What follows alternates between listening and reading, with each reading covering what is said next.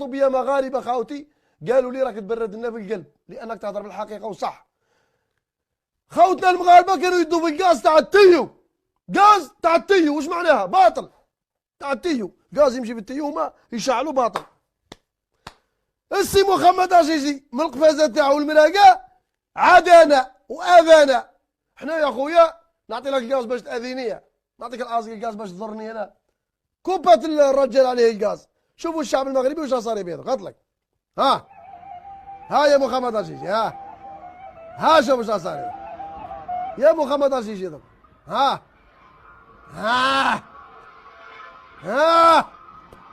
يا محمد عزيزي.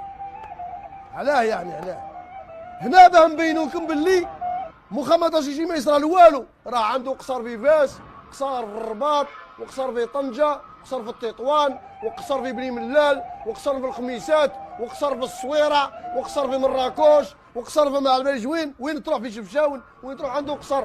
خوتي السلام عليكم ورحمه الله. دائما في اطار فضح كابرانات الجزائر وفضح اعلام العار. كما شفتوا نشروا واحد الفيديو على انه في المغرب يعني النقص في الغاز بعدما تم قطع العلاقه مع المغرب والجزائر، ولكن كلاب الجزائر زادوا فيه. يعني كما كتشوفوا هذاك الفيديو هو واقع في لبنان، يعني نهار 20 اغسطس 2021. كاين التوقيت وكل شيء، وتم النشر ديالو عبر العربيه نيوز. انتم الخوت هو هذا الفيديو،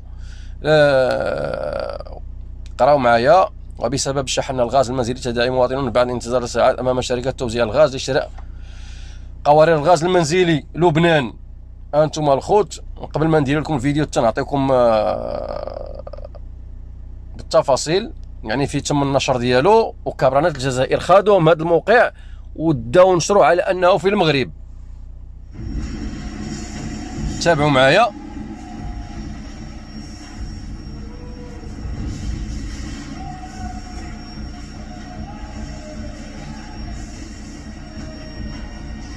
هذا نفس الفيديو اللي نشروه بزاف ديال اليوتيوبر يعني من الجزائر، وناشره حتى الاذاعه الرسميه اللي هي النهار تيفي اللي معروفه عندهم، ناشره على انه في المغرب. سؤال البصباع: كيف ستصدق الاخبار في بلادك ابو صباع؟ مادام الاذاعه ديالكم كتنشر اخبار كاذبه، كيفاش غتبقى تثق انت بهذه الاذاعه؟